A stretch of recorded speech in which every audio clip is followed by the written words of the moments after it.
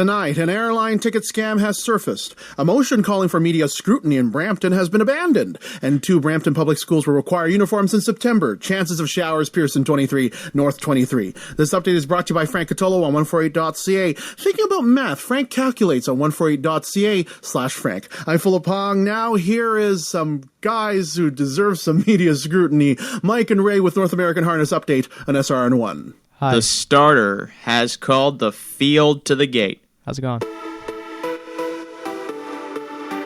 This field is in motion and approaching the start.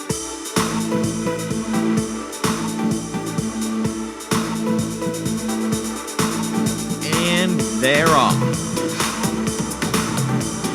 And it's a battle into the first turn for control. The battle continues by the half and approaching the far turn. Stride for stride past the 3/4 pole and approaching the top of the stretch. And as they hit the top of the stretch, it's mission brief. Foiled again, Muscle Hill, Captain Treacherous and Vegas Vacation.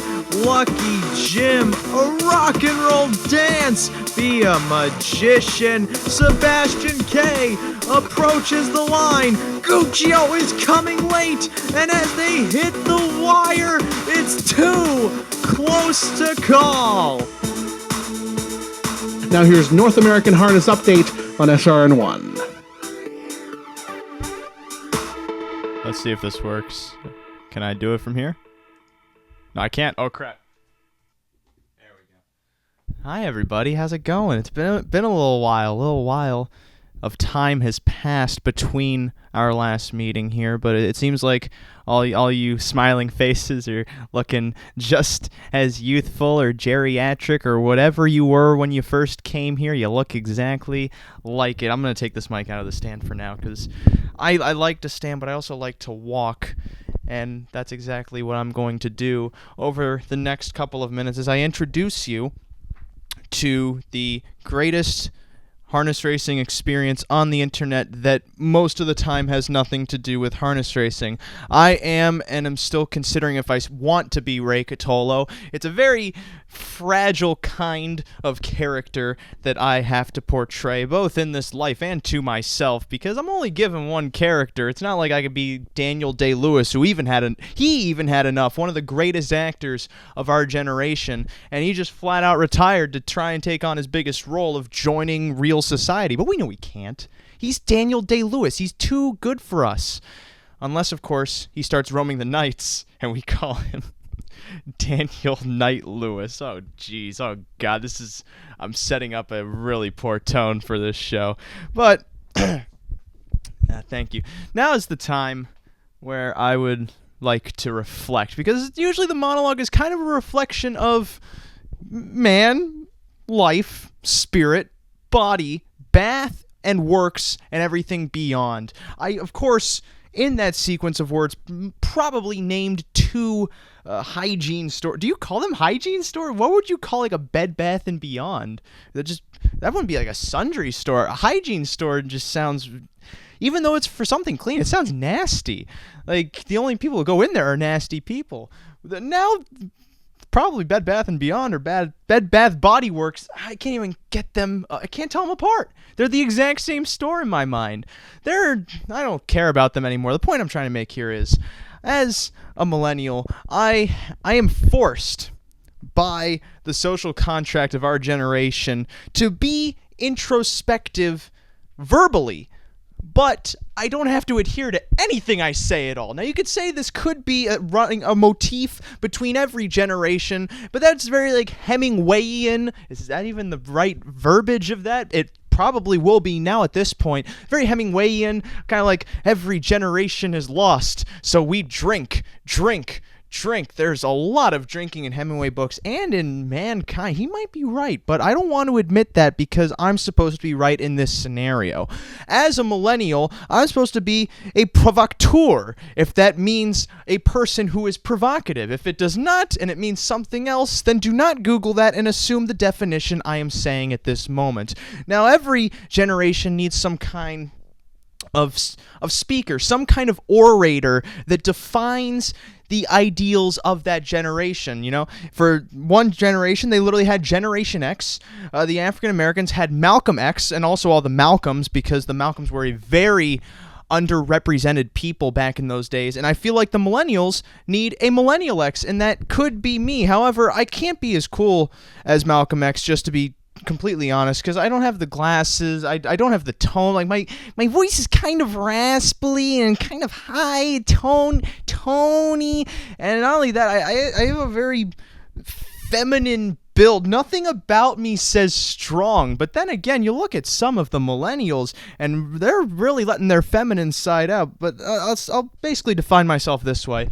I look like the kind of guy that if he was a convenience store clerk and you came in to rob me, I would apologize to you for even having money in the cash register, because I'm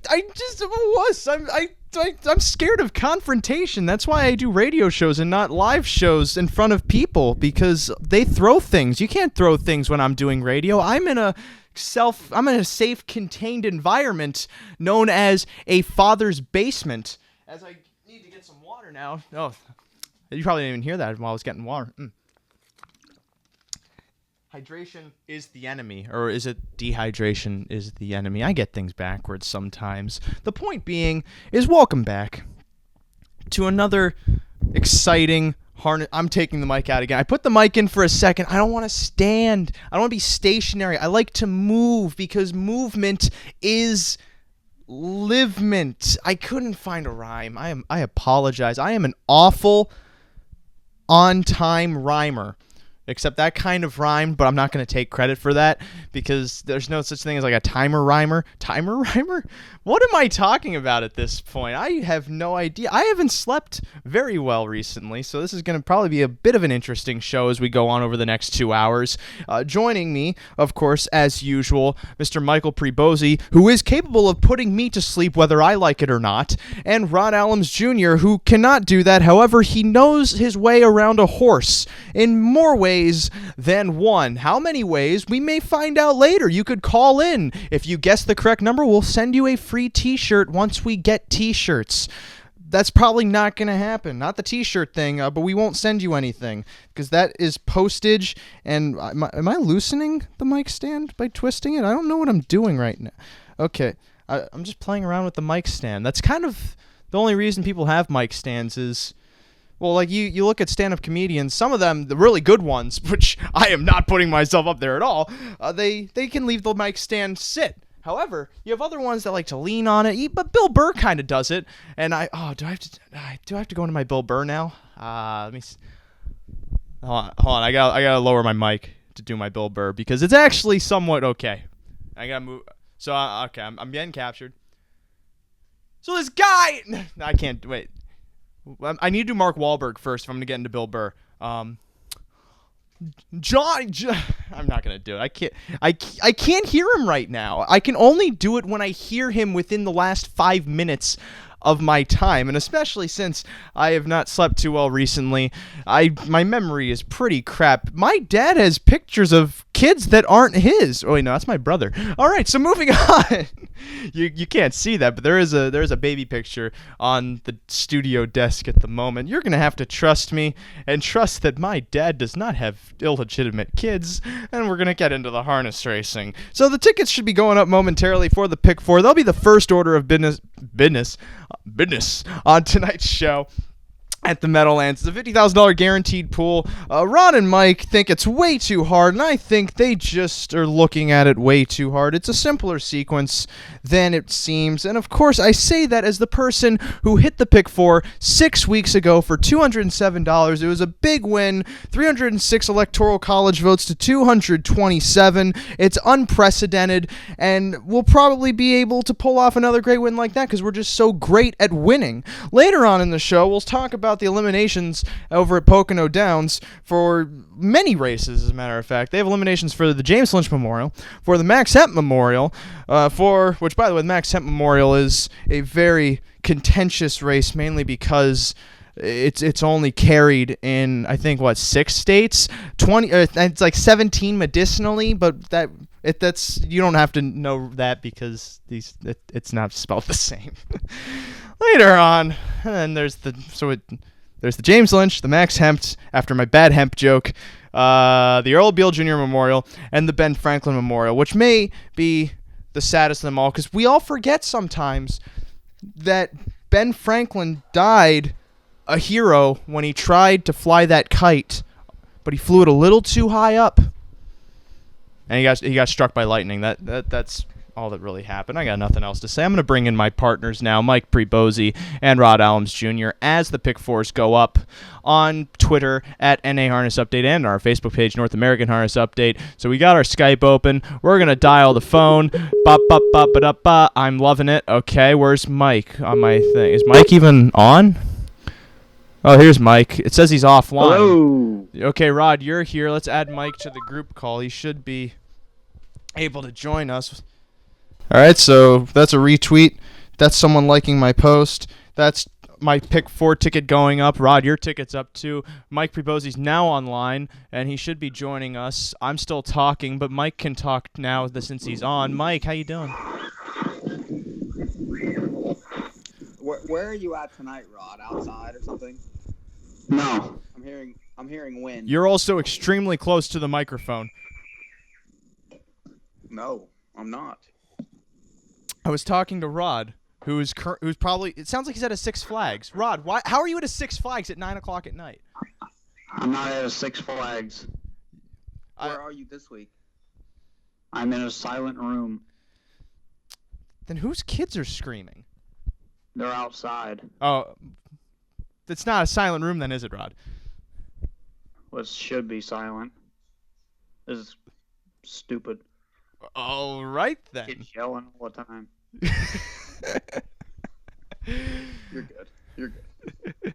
Rod put a whole new definition to that movie, extremely loud and incredibly close. All right, so you're just for some reason very loud. It's actually a good movie. I know it is. It's a good movie. But that's all we can really say about it because this is not extremely loud and cluttered. I can't pronounce words. I'm going to give up soon. Pick 4s are up. Let's start talking about those. Maybe then my mind will finally be able to focus on something. This Pick 4 starts with race number 7. It's a $50,000 guaranteed pool, as I said earlier.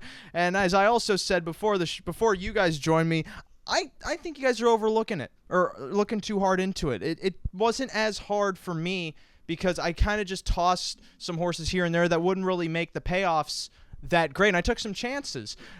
Mike goes extremely deep in this first leg because this first leg I think it's in a 7-horse field. It's a 7-horse field, and Mike takes 5 of them. 9-horse field. Oh, it's a 9-horse field.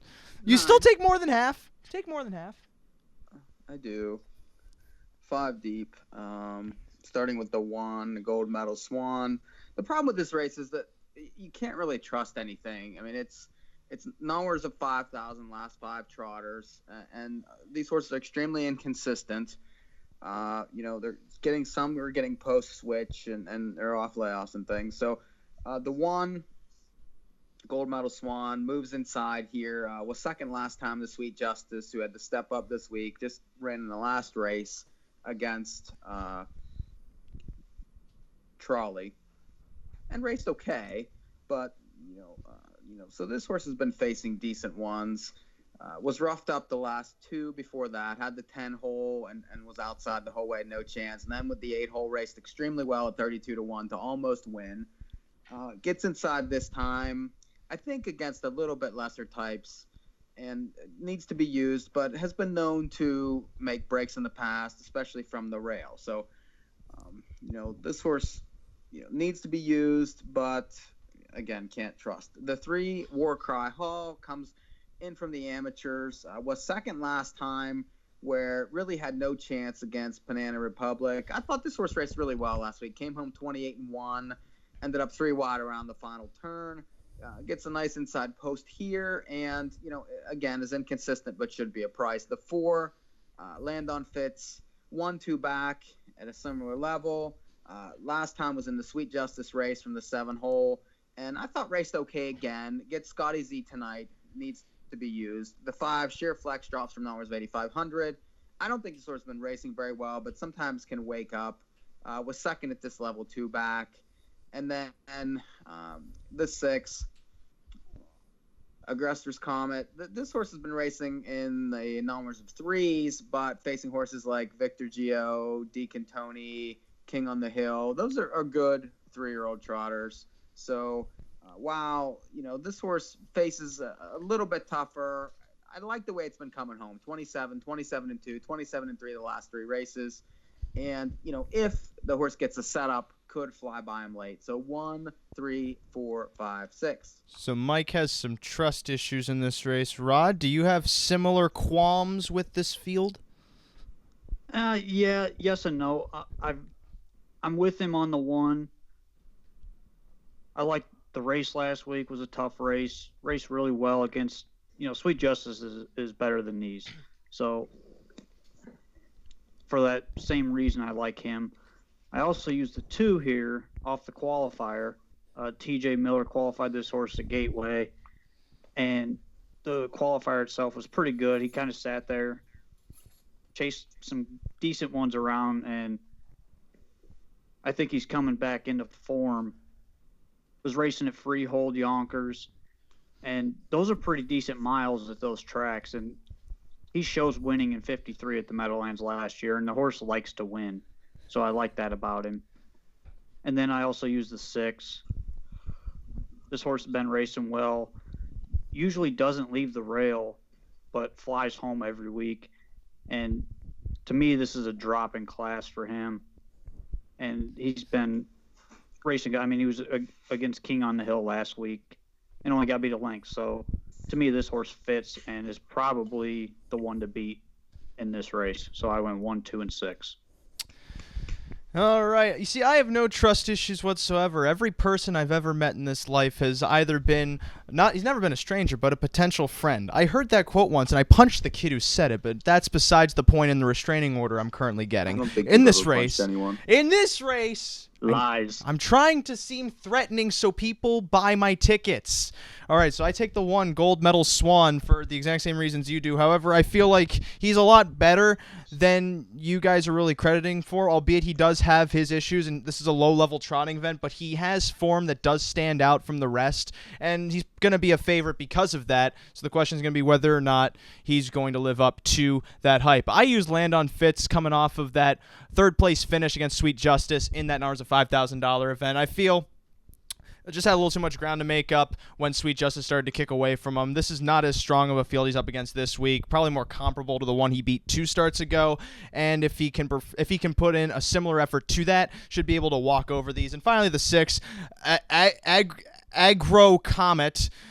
Coming in from some condition races against 3-year-olds, like you said, King on the Hill, Deacon Tony, Hambo, Hopeful, types who are just a lot better than these guys, and he was racing somewhat decently over there too. Interestingly enough, this is a son of Big Stick Lindy, a horse you don't really see having too many foals racing, at least on this side of the country. But regardless, he has the ability to win here. He's up against some low-level trotters, and that form of his against 3-year-olds should be able to transpose well against olders. 1, 4, 6 for me in the first leg. Second leg of this sequence is race number 8. It's a filly and mare pacing event for non-winners of 3 or other crap that I will not read because there's a whole paragraph about it. 10 horses going postward here. Another one, Mike, that you think is a little difficult.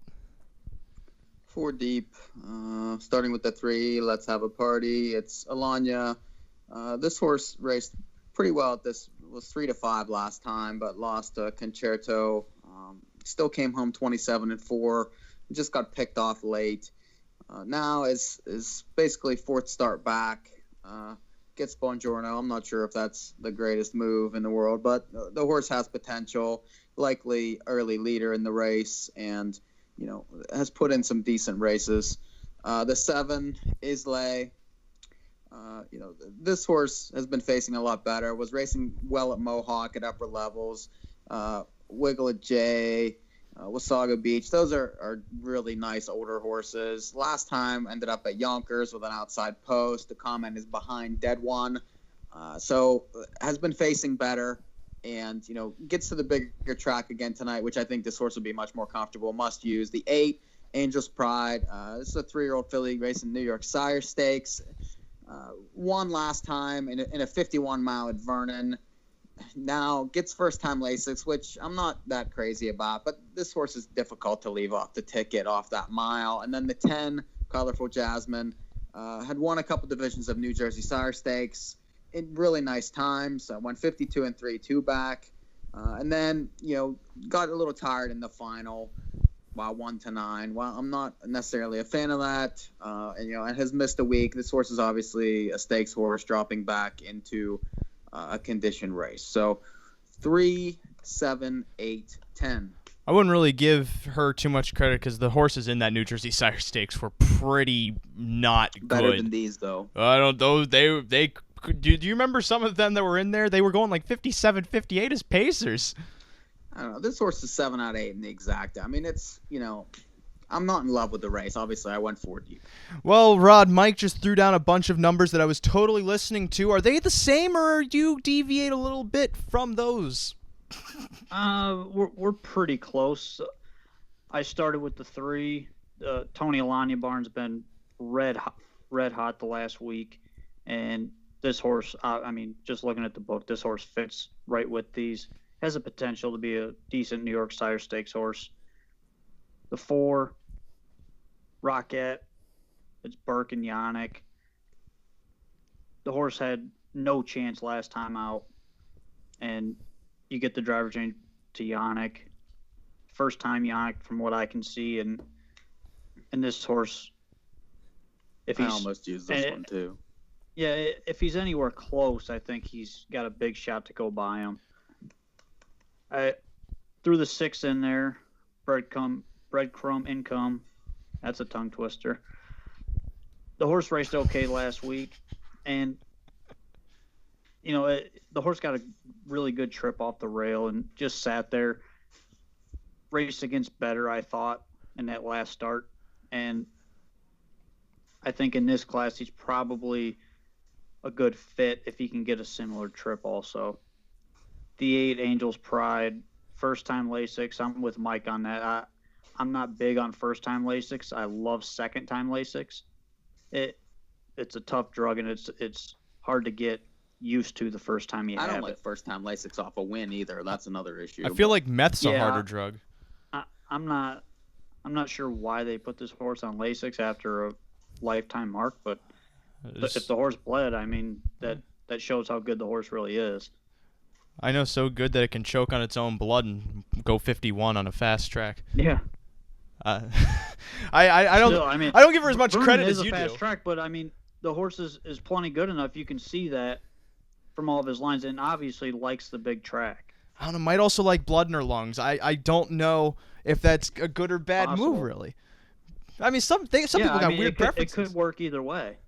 You see it all the time. It could go either way for this horse. The horse could be, could go in 50 tonight, or the horse could fall back to a 55 mile. Well, it's kind of like how you have some people that can't go through life without eating like the cushioning inside of a couch. I watched TLC once and it ruined me forever. So this horse could be the same way. Maybe blood is her performance enhancer. Yeah. Or it also could not be. That's another option. There's a new angle. And it was on this night that harness racing training changed forever. What was I? Yeah. Wait, so Rod, those are all your numbers then? No, I also threw the 10 in Colorful Jasmine for obvious God. reasons. She'll probably be on the front, and obviously Why? racing against Why the 10? the toughest New Jersey breds, and there's not much to say about her. I also want to say, if you haven't been catching while you were listening to the show tonight, Rod is honoring the anniversary of the 7-second delay with everything he's saying tonight. He's adding a little bit of extra processing time to his words to remember the great Long John Niswell, whatever the guy's name was. We were talking about him last night on Cotolo Chronicles, which airs Thursdays. What do you mean 7-second delay? I haven't been delaying at all. You have a nice little rhythm to your words. 7's 40-1 at Mohawk, if anyone cares. No one cares about Mohawk. Here are my numbers. All right, so I go 3 deep in this race. Looking at Mohawk. I go 3 deep in this race. I take the 3 because if this horse can get a trip, that's basically it for the rest of the field. She's raced well in her last 2 starts, and especially shipping into the Meadowlands. Who's breathing into their microphone like a bull? Do I need to break out my red blanket? I will do it. That would be Mike. Mike, I will break out the red blanket, and I will go full-on pompadour, whatever they call the bullfighters, rompadors, rompers, rompims, whatever they want to call them. You done? I was expecting you to have a long pause and then do the exhale again, but you blew it. Well, you didn't blow it. That was the problem. So I take the 3. She's an obvious one. The 6, Breadcrumb Income, I think drops in class because she was up against some higher level mares, especially, some higher level mares that are more along the lines like the numbers of 11, 15,000 ranks when they're good. So they could have not been good in that race too. Who really knows? But however, she was 6th. Riding the rail to horses like In It to Win a Fortune and Venus Delight. Venus Delight being a stakes type, In It to Win a Fortune known to be a wanted to try stakes, but it was never really her style. She was more of an overnight kind of gal, but she couldn't admit it to herself. And eventually she just started to find her way around the track. It's not as touching of a story as I made it sound, but let's pretend it was. And the 7 Ice Sleigh I used for the same reasons Mike did, because I was debating whether or not to use this one, but I saw that comment about how she was caught behind a dead one, which makes sense with that trip. She was locked in the entire way, and in all honesty, I don't expect her to quit that badly off of those Mohawk lines, albeit she had a month between those races. She should be better second time out. She should be better on the bigger track, and hopefully she will be a bit of a higher price because of that trip. And if she isn't, then we're probably not going to make any money. So I go 3, 6, 7 in that leg. The third leg is race number 9. It is a crappy trotting event for the bottom of the bottom trotters. Numbers of no, it's not. It's actually the second highest. Oh wow, this is a bad one. Numbers of 5,000 their last 5 starts. Purse of $8,500. This is a 10 horse field. It's 10 horse field. I go 3 deep here again, but Mike, you're still guns a-blazing, going 8, 9. Divide that by 2, 4 deep in this race. 4 deep, starting with the 2. Keenan coming out of the amateur races where he raced well, ran into that Penanning Republic, Warcry Hall, 2 back Fox Valley Stefan. These are decent ones that this horse is facing, and it's the same driver obviously, but he knows the horse. I think he's probably going to be ignored a little bit just for that reason. So, but I think capable, especially with an inside draw, could trip out. The 3, Surface Tension. This horse is 15-1 morning line. Was first over last time at Yonkers in a similar level. Prior to that, finished 4th in an hours of 3,500 here. But again, draws inside. I don't like some of the other ones. So I'm interested in these horses that I think can maybe trip out, and I feel like a price is going to win in this race. The 9, Highway Marcus, is capable if he gets his setup. Stone Closer, I thought has raced well last 2 times coming from off of it against better types, and if he trips out, can be okay in here. And then the 10, Toss Cartwright. This horse comes out of a 15 optional claimer, broke early last time, recovered to race well. Prior to that, won an amateur race, 2 back, gets Jingra. Again, will be a price 2, 3, 9, 10. Now, Rod, you feel free to fight Mike to the death if you disagree with anything he just said. Well, I don't know if I can disagree a lot.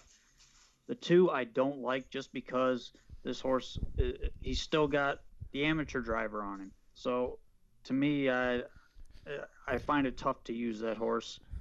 Is that just because you're 1, 9, and 10? Is that just because you're a professional and you got a thing against Ammies? Do you call them Ammies also? No, I don't. You're telling me in the driver's room you don't like to pick on the amateurs? It's not like a coming of age kind of thing? No, actually, we really respect the amateur drivers because they pretty much do it for fun. Oh. They're not doing it for a living, so we we actually admire those guys quite a bit because, they travel all over the country to do it, and they do it for free. So, I mean, it's hard to pick on guys like that. You had to make this so touching. Now touch me a bit more with your pick 4 selections. I'm not touching you at all. There's like 6 states so separating us. There's 6 states separating us. I'm speaking figuratively. Move from where he is, though. Please, Rod, move me and convince me why your 3 horses are must-uses. I used the 1, 9, and 10. The one I used, I think this horse he's a step above what these other ones are. He's raced in series and stakes races. He's had a few problems here and there, and they took him over to Sweden, and he run a good race over there, come back, and obviously he wasn't himself when he got back. Now, how do you know he raced a good race over there? Because I was watching the races that day. He got you, Mike. You were watching the races that day? Yes, I was. At 5 a.m. All right. You had nothing better to do at 5 a.m.? So, this horse, he was first over last week. It looked like from the trip, I watched the replay on this horse, he was coming up, and he made a break right by the 3/4 pole, and he looked like he had a shot to win. But it's tough to tell after the break, so I'm not sure if he run himself off his feet or if the driver run him off his feet, but I like that Sponstedt is back on the horse. They're also adding hopples. 9. What? They're also adding hopples. So runs are not going to happen. Hopefully. I hope not. They still can. I know they still can. That doesn't really matter. They're like training wheels, basically, except on the inside. Yeah. The 9. Can I go on with my pick? Yes. You Okay, can go the on 9. with your... Highway Marcus, have to use for obvious reasons. This horse is going with these things every week. You get Jimmy Marone Jr. back. And, with the post is really the problem with this one. But the last start he was in this class, he had the same post and come flying up the inside and passed quite a few horses. And then the 10, Toss Cartwright. I used him. He made a break last start. Another amateur driver's been on this horse every start and gets Yannick for the first time. I think that's 2 seconds right there just on the driver change. So I think he's a must-use for me. 1, 9, and 10. Now, Mike, are you sitting on a couch with your laptop all the way up to your chin so that way your microphone is literally right next to your nostrils? Because you are breathing incredibly hard. I don't know what the talking about. That's ridiculous. Whoa. Well, no, because you were coming through. No. Yes. All right. Well, whatever. I'll talk about my horses then. I think I go 3 deep here too. I think I used the exact same horses Rod did. And Rod, I have to say, you moved me. Cancel my ticket. No, you moved me and convinced me enough to use your horses, and congratulations on that. You're going places. 1, 9, 10 for me, and I'm not saying that because I don't feel like talking about that race. Finally, race number 10. It's a trotting event for these are the bottom level ones. An hours of 3,500 in their last 5 starts. Field of 9 going postward here, and I can agree that this is probably like this is a hard race to look at. However, ironically, you both agree on the same horses. You both are 2 deep. Mike, you're 2 deep with the 1 and 9. 1 and So 9. Tough race. I thought the 1 raced very well, 2 back, and in a night where closing was difficult. This horse came flying late to lose by 3 in a 55 and 2 mile. Last week broke around the start where it was 4-1 against a similar level. It stays flat, has a decent chance to win. And then the 9, Modern Mercury, drops in class. Again, this horse has its issues, but has faced much better. Has made 80,000. Just basically it's a class play. So 1 and 9. Now, Rod, is there anything that he said that you feel was not mentioned about the 1 and 9? What wasn't mentioned about the 1 was I needed him last week, and I have the pick 4, and he made a break down the backside. Irrelevant. I'm talking form-wise. Well, I mean, he was going to make a first over move and brush to the front, and that's when he made a break. Yeah. But he's plenty talented enough to go with these, obviously. I mean, he's been the star before. When he doesn't run, he's right there. And then the 9, I mean, I think Mike covered that pretty well. You see, in this leg, I am 2-9. I still am not a fan of Marty DeVee, albeit that break last week did kind of happen at a point where it looked like he would have been dominant against that field. However, the fact that he was able to still make runs, I say that as if he's a baby, and that's what I like to say when like the 2-year-olds are coming out. I say they runs because they like that, and also they like when I shake my keys in front of them. But if between the 1 and the 9, I feel the 9 is a stronger contender because of the horses he's been up against and the form that he's showing. So, if anything, the 9, in most scenarios in my mind, should prevail over the 1. For price reasons, then, I throw on the 2, Tax Delight, who's interesting because you look back after his last 2 starts, he was racing decently here against this kind of company. It just seems like he's strayed off that form in his last couple of starts, and all he has to do really is bounce back, and it seems like he has the potential to, because he shipped over to Tioga, could have just had a bad trip, bad time over there. Well, a lot of people have bad times at bad tracks. I know there are times that I feel nauseous when I travel the world, and then when I come back home, I'm not nauseous anymore. This could be this horse's home because he races well here. And if he can race well enough, he will make this pick 4 pay boatloads. But first, it should pay enough so you could buy a boat to put that money inside, hence make it a boatload. I'm 2-9 in that last leg, so my ticket goes as follows. For 50 cents, I go 1-4-6 with the 3-6-7 with the 1-9-10 with the 2-9. Again, that's 1-4-6 with the 3-6-7 with the 1-9-10 with the 2-9. That's $27 for 50 cents. Mikey, give them your big ticket. 1, 3, 4, 5, 6 with 3, 7, 8, 10 with 2, 3, 9, 10 with 1, 9. It's $80. I played. And Rod, you have half that. What's your ticket? 1, 2, 6 with 3, 4, 6, 8, 10 with 1, 9, 10 with 1, 9. 45 for 50 cents. It's in.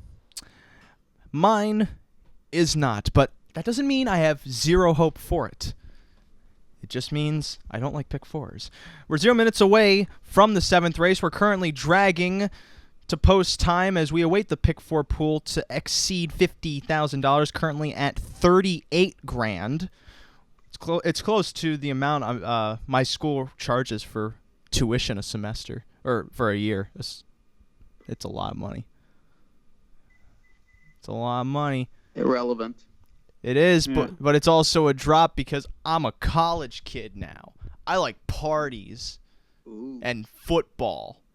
Ooh. And funnels. Ooh. I figured that'd be the most oohing of them all. Ooh. Funnels.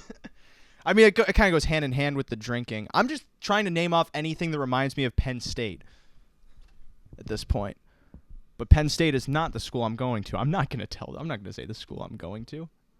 That school will probably get blown up. I got to say, though, Marcus Miller's helmet, pretty rad. Did you notice he has a new helmet now?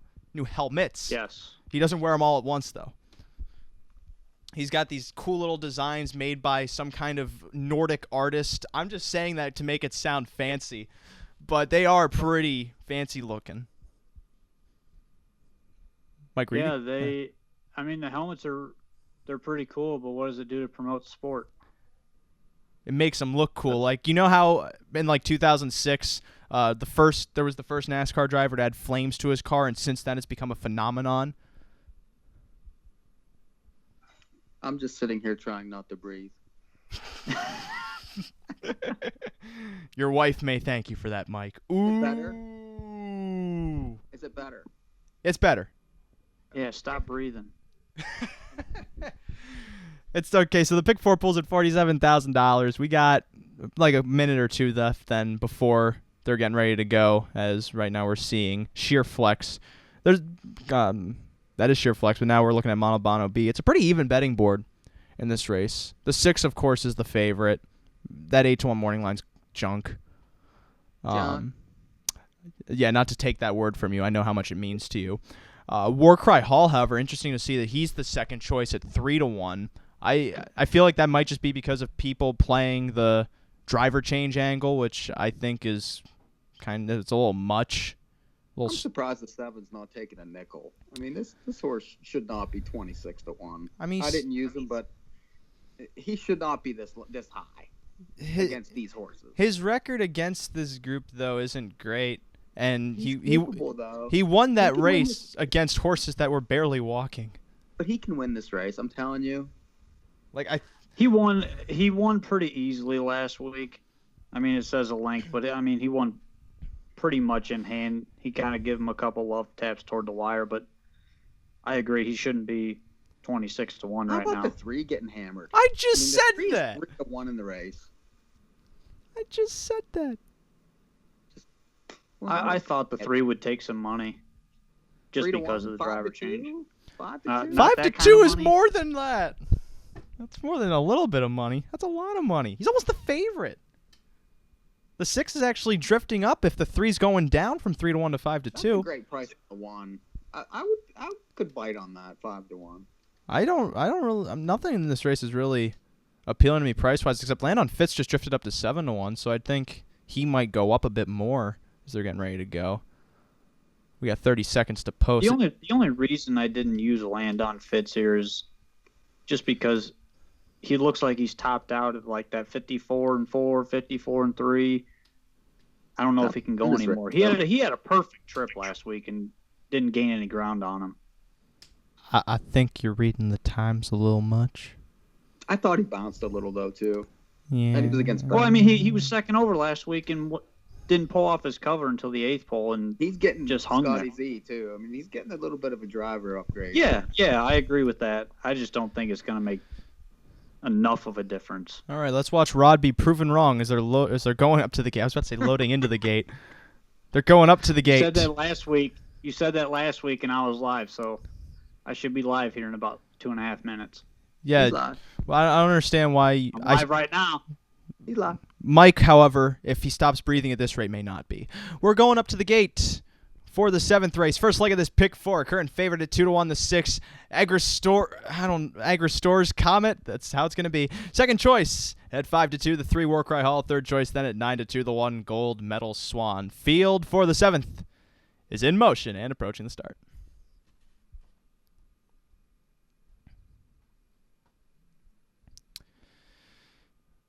Often trotting sheer flex with his head reared up is shooting out for the lead. Gold Medal Swan then leaves out towards the inside up for second. Agristore's Comet floats out for positioning wide of Jacks to Open. Trotting around that first turn, Jacks to Open gets away third.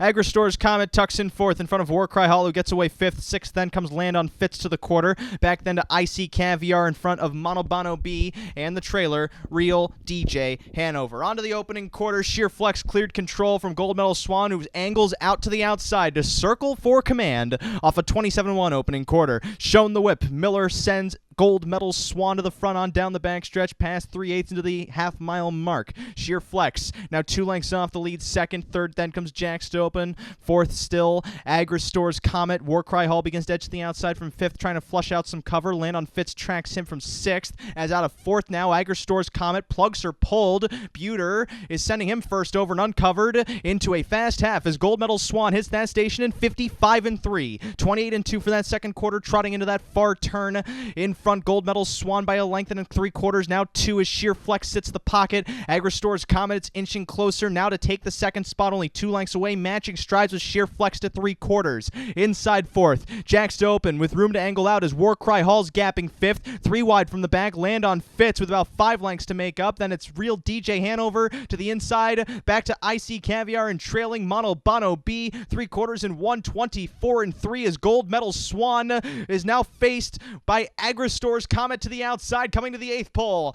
Then it's back to land on Fitz towards the center of the track, taking 3rd. Janks to open in between horses. 4th in front. It's now Agristore's Comet taking the lead from Gold Medal Swan, who battles back to the inside, but they're coming to the line. Agristore's Comet inches in front from Gold Medal Swan, then land on Fitz for 3rd and 1:53.3. That was the obvious one. Did you ever notice that Andy Miller can't get anything home? I mean, he doesn't even try. Do you ever notice Andy Miller never goes home? I think he lives at that track, more specifically in a dumpster. After that drive, I don't doubt it. At the very least, it's a very clean dumpster, because this is the same man who drove Lucky Jim. He can afford some things. He's got a nice little lamp, like one of those accountant lamps, and a little visor. Yes, Andy Ray can afford a lot of things. I think he's an accountant as a side job. He's his own accountant. I've seen their. They have a nice house. They have a nice farm. They have a nice life. Why can't I have that? 6142. Top 4 in the 7th. We're all alive. Whoa. Woohoo, chalk. Oh, 3 ended up chalk at 5-2. Yeah, which was stupid. That's people overplaying David Miller, thinking that's significant a driver change. The horse didn't have the form. Tough race. I really did. I mean, the problem with that horse, it's obvious. The horse has had drivers. He's just not that kind of talent anymore. That's true. He used to be. Yeah, he used to be an open type, or at least at Saratoga, if I remember right. I could also not remember right. Pick 4 at 65,000. That's a little light for some weeks. Sometimes it gets more towards 70. That is towards 70. I mean, you have to round up, and I just chose not to. All right. Yeah, then. I was rounding up. It was 65 and change, rounded up to 70. Don't make me round you up, all right? Oh, yeah. I will destroy you.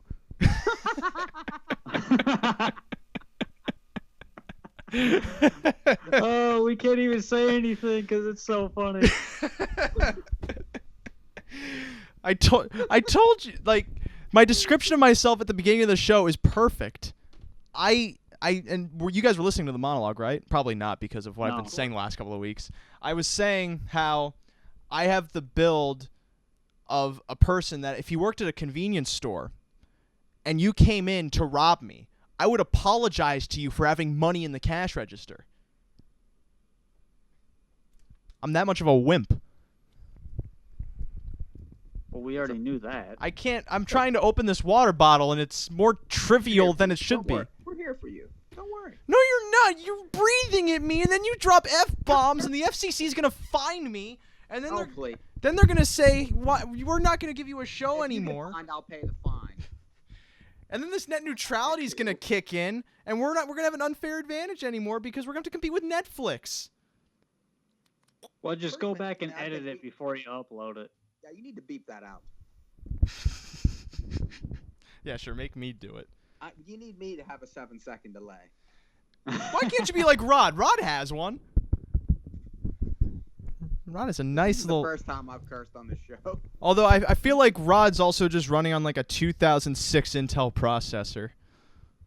Those things are a little old at this point. They can, like my processor runs pretty fast.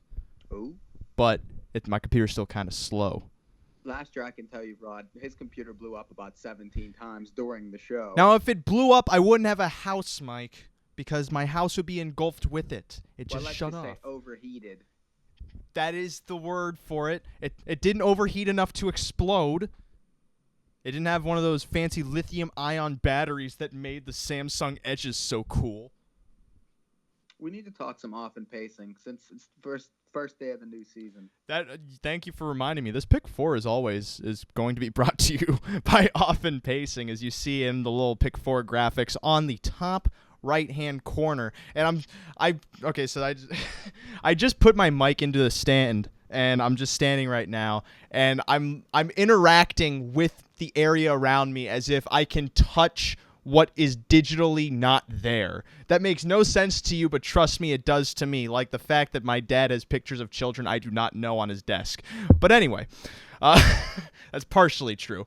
On the top right-hand part of the Pick 4 graphics, you'll see that there is often pacing, the word, the little horsey horse that they hired an artist to draw, and then below it are the 2 platforms from which you can download the game. It's available on not iTunes. I keep saying iTunes. It's the Apple App Store and Google Play, which is also the App Store for Android. It's on any kind of mobile device you got, a tablet, a phone, a cellular device that's smart and not idiotic in any way, shape, or form. You can be idiotic using it, because I know some people don't understand how phones work and they think they're taking over the human race, which they're half right about that.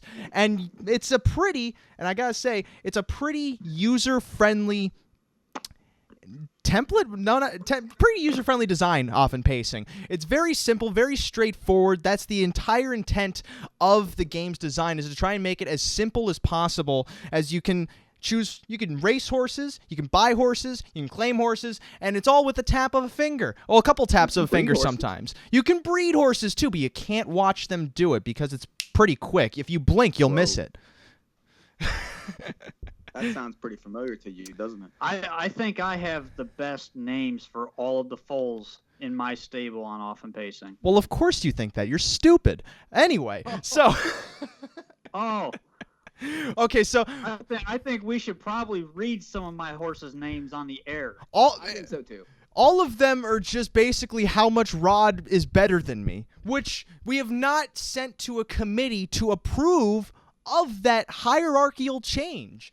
Right now, I'm at the top. We have to recognize that. We have to respect that. Rod, as a newbie, you're below Mike. Mike, I kind of like you. You're in the middle right there. You have to earn your way to the top. You can't just claim that you're better than me. I think his computer blew up.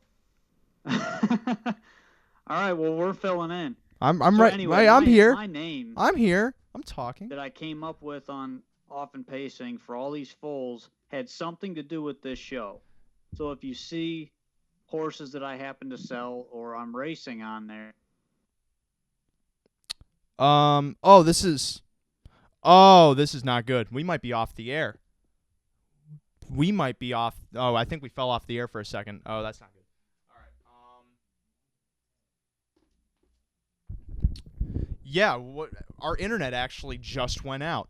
So if you're listening to this recorded, you're listening to a live technical difficulty from the past in the future. It's a very rare occurrence that you're able to experience this on radio, because then we call it a podcast. But right now, the internet just went out for some reason, and we don't even have Time Warner. We have the somewhat decent, I probably shouldn't say our internet service provider, but anyway, this is not good. I may have to. I don't know what I may have to do. I'll text. I got to text Mike and Rod that I fell off the air for a second. I can put out a tweet actually, because I have a cell phone. I do have a cell phone. You're required by law nowadays to have a cell phone, or else how else is the government going to absorb your soul?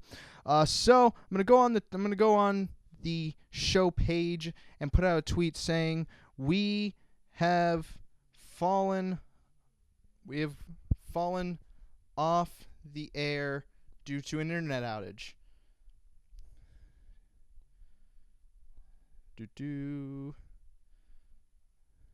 Crap. My fat finger. I don't even have that fat of fingers. I can't spell right. Internet outage. Stay tuned. I don't know why it would go out. I need. Hold on. I'm gonna go. This is going to turn into North American tech support update as I go over to our modem now, and I look to see. Okay, battery is not blinking. The Wi-Fi is blinking. So I don't know if I should just restart this, or if I should just keep on going. I could keep on going. I could just do the rest of the show myself, but to be honest, I kind of don't want to, because of how much I enjoy Mike and Rod's company. This is a conundrum for me. As I'm texting Mike now that I lost internet, and those are the exact words I just typed. I'm trying to explain this the most vivid way I can, because then it works kind of like one of those radio plays that shut up water bottle. It works in those radio plays that Orson Welles did so well. That's why his name was Orson Welles, because he was so well. Okay, what I'm actually going to do. So here's how this show's going to go from here. I'm going to pause the recording, and hopefully when I pick it up, which you'll be able to tell after this voice clip, if anything has changed, we will be back on the air with our normal show. So apologies for this little gap in time. This would be a great time if I had sponsors to just list them off, because then it's kind of like how at the beginning of You Made It Weird with Pete Holmes, he always has that little intro bit that is never live, but the podcast is never live either, because that's why it's a podcast. Okay, point being, I'm just rambling at this point. I'm going to pause the recording right now. And then whatever you hear after this will be the continuation of North American Ars Update. So thank you for sticking in with us here. And you can probably just fast forward a bit until you find the point where the show picks up. So stay tuned for more of that. Well, now the recording is unpaused and we're back. We're back here with more North American Harness Update. And it's already the second hour, so if you're listening to the recording right now or to Mike's Ric Flair impression, we've been off the air for about 5 or so minutes, and I'm actually impressed that we got back on so easily. Just had to restart the modem. So what we're going to do now is we're going to go to break, and when we come back with more North American Harness Update, we're going to have more. We just took a break. What do you mean? That was a long enough break. We were having a good story, good chat there. But we got to go to the news with Phil, and we have to listen to some great punk rock from the 90s. Oh, yeah, Well, that you're seems gonna, relevant. you're going to go to break, and the Meadowlands is 60 seconds to post. We'll go to Right, break let's after go to this break. race. We just took a 5-minute break. Well, With technical difficulties. Yeah, let's take another break. I have to play the news. It's a Let's requirement. totally alienate every bit of what audience that we have. Oh, you're not on? Oh, wait, you're taking another break. Oh, okay. I gotta play the news. It's part of the Okay. contract. So and I also got to get the Meadowlands feed back up. All right. We'll let Rod call this race. Rod will not call this race because it's my race, and they're coming up to the gate, I'm assuming, because it says channels loaded and the feed isn't up yet. Favored at 4-5, the 8 Angels Pride, Mrs. Bloody Lungs, as she's called in some jurisdictions. Second choice at 9-2 is the 6 Breadcrumb Income. Why is this feed not loading? You know what, Rod? Maybe you should call this race.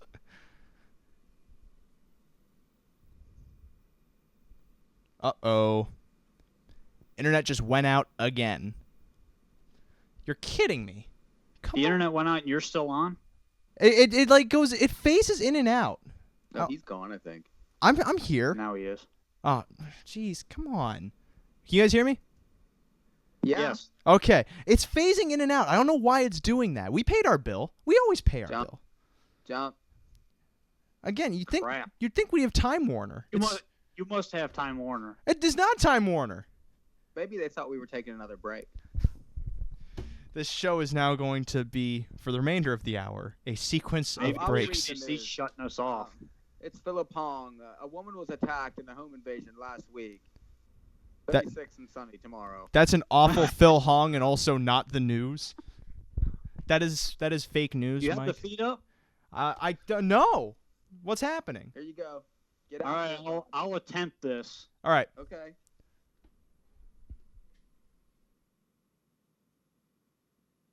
Anytime you want to.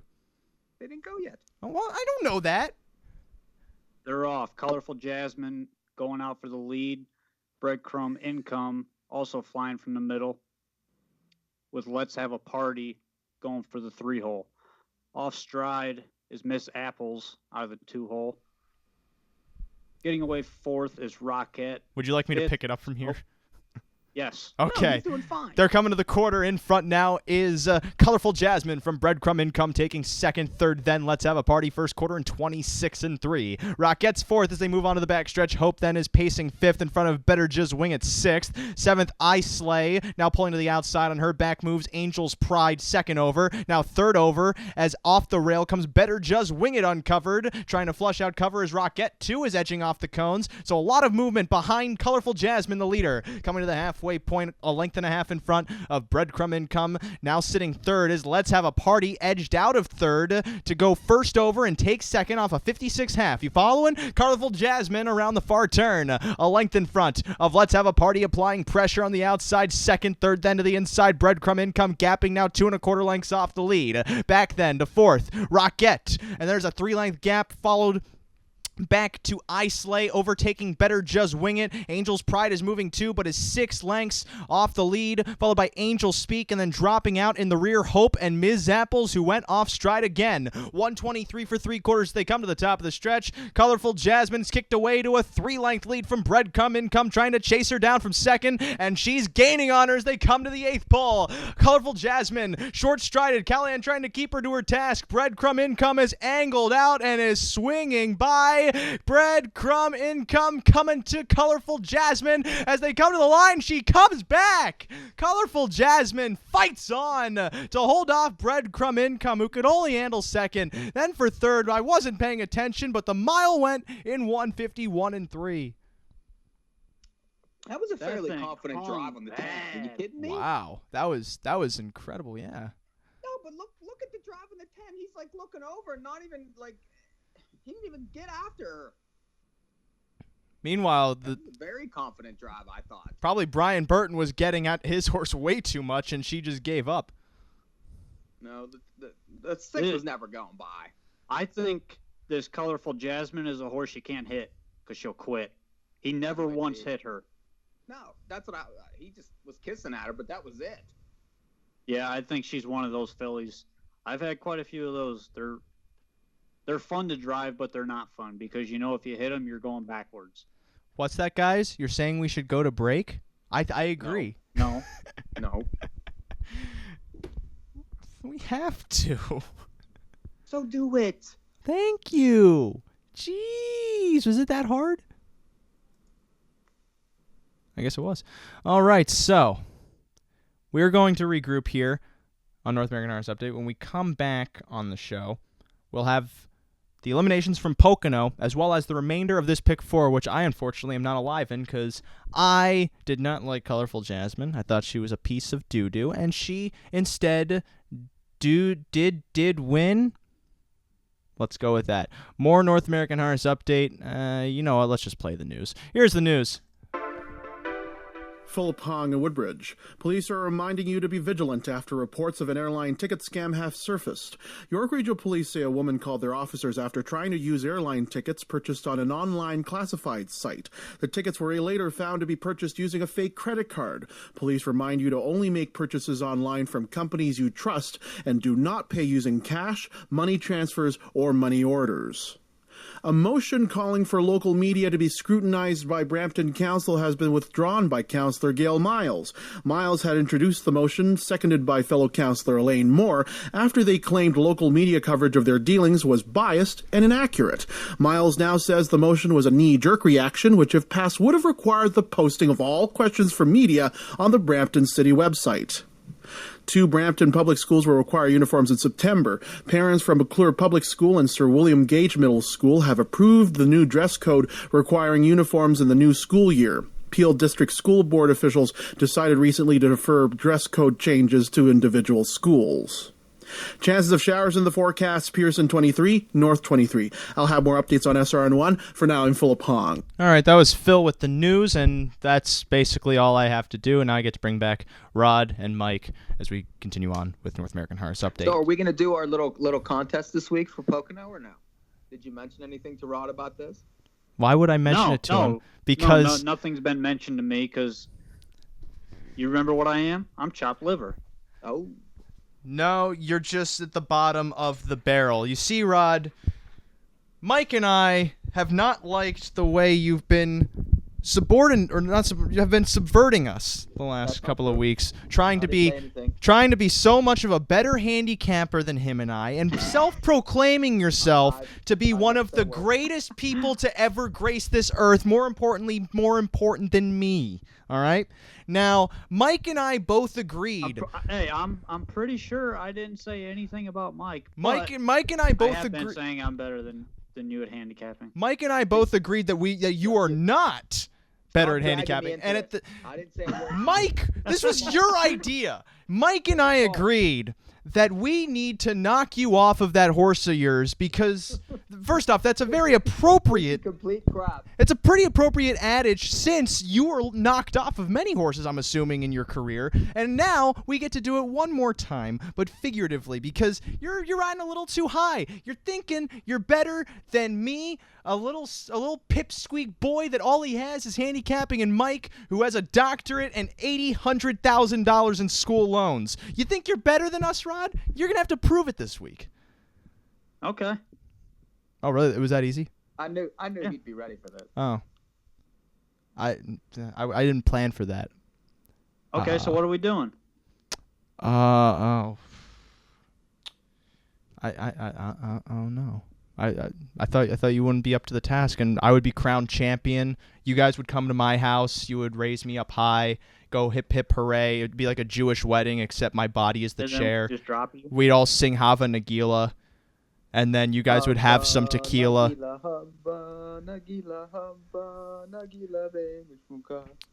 Like that, but probably more in tune. Better. So what we're going to do is we're going to start talking about these races at Pocono Downs, and at the same time, I will put out the tweet saying we're back on the air because I didn't get a chance to do that while Phil was giving us the news because I still had my mic in my hand, and I am not very good at doing things one-handed. So, the first... I just chest bumped the mic for some reason. I'm not a frat boy. 18-year-old kid and can't do anything one-handed. Imagine that. You know, I set myself up for disappointment sometimes. There's a lot of eliminations to talk about at Pocono Downs, and most of them are pretty junk. However, Thank you, Mike. However, some of them are slightly less junky than the others, meaning we may be able to scoop out some kind of profits wherever we can, which that sentence made sense in my mind, but not with my words. We're going to start from the bottom until we get to here. You can't see where here is, but I just wanted to quote a Drake lyric so the millennials would go wild. So the first race we're going to talk about is the first of 3 eliminations for the James Lynch Memorial. That's the 3-year-old filly pacing event on Sun Stakes Saturday, which is next week at Pocono Downs, Saturday, June 31st. That'd be July 1st, Ray. Saturday, July 1st. Yeah, 30 days in June, April, November. I never learned that nursery rhyme. 30 days has September. I just usually say November. 30 days has January, February, March, April, May, June, July, August, and then just go all the way down the line. That just doesn't rhyme, and I also liked how Mike... I know. I like how Mike said it in the most pushover way fashion where he was just asking to be talked over. 30 days come September, April, You know, I June, love when you November. use all in the pick 3 and then the chalk gets there. There you go. Rod, you do the exact same thing sometimes. Wait, are you guys talking about Mohawk? You guys better not be Yes. talking about... How many times do I have to say... Now, I love the guys at Mohawk, all right? They've done a lot for me. However, they are not the focus of tonight's show. Nobody knows not have what the you're 5? talking about. And that's coming from Yeah, I have someone the who 5. knows what he's talking about. I just didn't want the 5. What, did you want the 1? I'd rather have the 1. Hey, are you gals done chit-chatting? Done sipping your wine? You ready to come back to the hubby? We're actually watching races, and you're talking about nursery rhymes. You ready to come back to the hubby? The hubby's ready for you. Let's talk about the James Lynch. So the first race of the James Lynches is it's basically just meant to be a matchup between Tequila Monday and Idyllic Beach, which, if you're looking at this from a betting standpoint, assuming Tequila Monday is going to be the favorite, which I think she might be because Idyllic Beach made that break in the stretch of the Fan Hanover, Idyllic Beach would then be the second choice. and she doesn't deserve to be the second choice. Therefore, she is the value of this race. Well, I feel like she's been misdriven the past couple weeks as it was. And, I feel like a blast is coming. The one is a closer to begin with. And, most likely is going to sit. So, and there's a few others in here that might go for it, like the 3, the 4. You don't know what the 5's going to do, getting first-time Lasix, and it's a lard. So, God, that could be first-time anything on that one. Oh, I do feel like the 2 is the way to go, and will most likely be the value, likely 8-5 as opposed to 3-5 on the 1. Now, Rod, where do you stand? I'm kind of with him. I think the 2's probably of those 2, that's the value. Mm-hmm. I think the 4 isn't leaving. I think he's going to follow the 1 all the way around. The 1's going to end up first over, probably at the 3/8 pole, and then the 4's going to follow him all the way. So you think the 2 gets the front? Yeah, I think the 2 probably makes the front. Maybe even sits the 2-hole, but the 1's not going out of there a million miles an hour. No, I agree. So, well, yeah, she'd I think burn it's up. Probably going to line up. I think it's going to line up 3, 2, 1, 4, and if it does, the 1 is first over, and the 4's second over, which puts him in a good spot. And I really like the 4 in this race based on what kind of trip he's going to get. First off, she. Second off, Rod, if you're going to give us the calls only to the quarter, you got to give us the calls for the rest of the race. How does this race play out? Give it to us like the little digital horses they do on NBC. Well, if it lines up the way I think it is, I think it's going to line up 3, 2, 1, 4. That's the quarter. Here's the the one. half. The 1 pulls first over at the 3/8 pole. The 4 follows him. The 5 is going to follow the 4. The 6 is going to stay in, and the 7's just going to be too far back in the first place and has no chance. You see, and that's why harness racing is boring. So, and I run a harness racing show. No, it's just very formulaic. I stand basically where if you're going to play this race, you got to play Idyllic Beach if she's not the favorite because she's deserving of favoritism. Not only that, she's a better horse than her lines show, and that's basically as far as you really need to go in that race. The exotics and the triotics are probably not going to pay too well in this race, assuming that you have the 2 favorites going 1-2. If anything, the second favorite being the first favorite might add a couple bucks to those wagers, but in the long run, they aren't going to be worth it. So with that said, we're moving on to the second race, which is the first. So do we want to make a pick for the race? I mean, are we doing this every race or no? I thought you guys. One horse. That made you guys. Oh, that's right. Okay, I'm Idyllic Beach. That's right. It's a contest. I forgot. Rod, you suck. What's your horse? My horse is Idyllic Beach. Okay, Mike. Okay, same. So we'll skip that race. Okay, that leg doesn't count. All right. As we go on, you're going to find that we all actually selected the same horses, and this is not going to be a contest. I just think that race is. I mean, we don't have. That's a chalk race. Right, it's a chalk race. Well, then break out the chalk. It's time to draw some doodles. And then move on to the second race. The Earl Beal Jr. Memorial, first elimination of 3. We got some of the best, and I italicize best, either for sarcastic or emphatic reasons.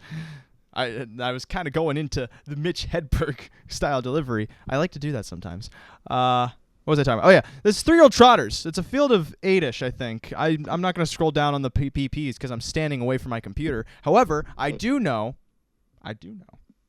that this is a race that's pretty competitive.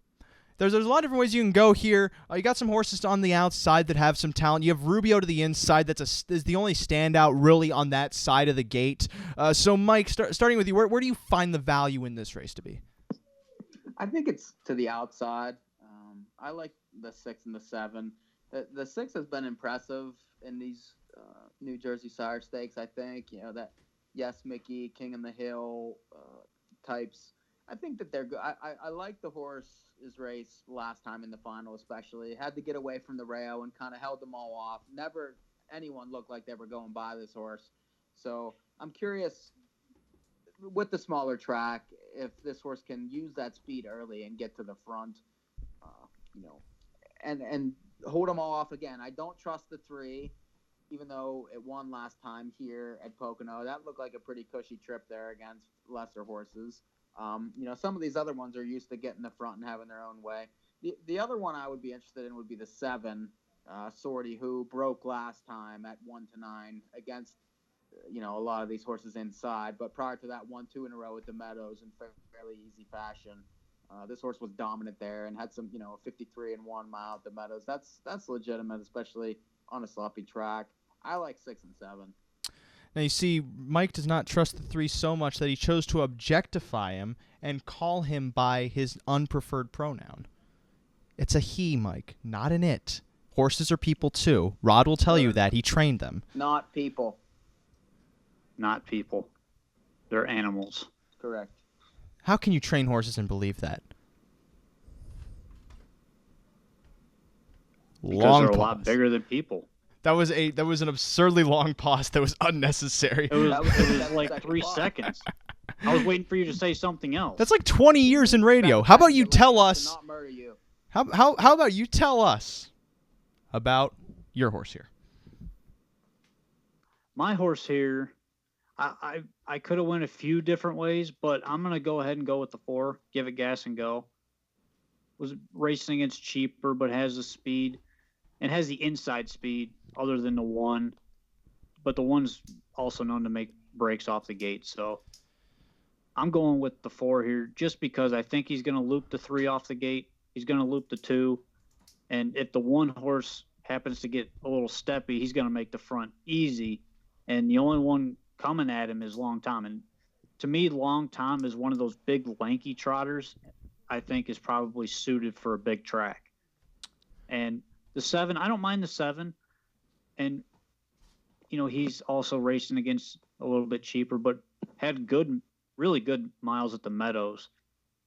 And this horse made a break last start, but, has the small track experience. And was 1-9 against these ones last time, too. Yeah. Butt broke. Rubio is the same type of horse as the 7. Has the small track experience a little bit. Doesn't race real well on bigger tracks. I mean, races okay, but doesn't have that stamina type speed.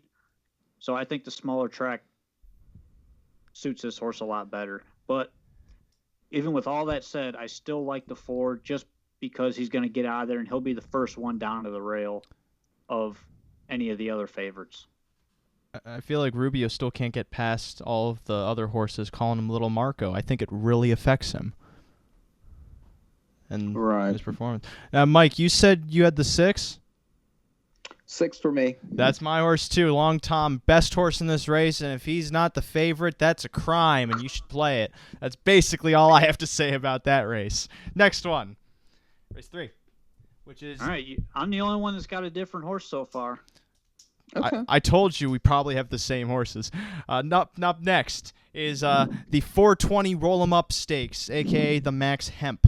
This is the first of 3 eliminations going postward. It's Hempt with a T. The T is silent, like in pterodactyl. Okay, so the first elimination of 3 for the Max Hempt for tomorrow. You threw me off, Rod. Congratulations. These are 3-year-old pacers. It's an open pace. I don't remember anyone who's in this race, but as I scroll down, I see Bloodline. Oh, that's right. This is Every Way Out. He's the overwhelming favorite here for Dylan Davis coming out of the New Jersey Sire Stakes. Now, then, because he's here, everything in this race revolves around him. And so, Mike, do you think it revolves around him so much that it's just his race? I don't know. That 25-4 final quarter in that qualifier is pretty difficult to ignore. And that was against older horses. I mean, In the Arsenal is a legitimate older animal. I've always liked Bloodline. I liked him last year. He's a bit quirky, and there's just, he would range up last year and be in spots to win and then bust against horses like Down by the Seaside, Huntsville. Some of those races at Lexington, the horse did well. And, so far this year, he's raced in PSR Stakes, was a decent third to Huntsville, then won a division against Filibuster Hanover, who raced well in North America Cup Elimination. and then, ran to Huntsville again. Now has missed a week. Comes in here, draws the rail. I like the connections. I like, that it's Gingras. He could sit a cushy trip behind the 4, and it's just a matter of can he get by late. Ninth race is going. I was just wondering that. Okay, so I'm going to get the mic out of the stand, get the feed up, and we're rolling to the start. Off stride, the 7 Stealth Hanover. The rest are off and trotting in the rain. Going out for the lead from the outside, Highway Marcus. Out 2 comes Tusk Cartwright.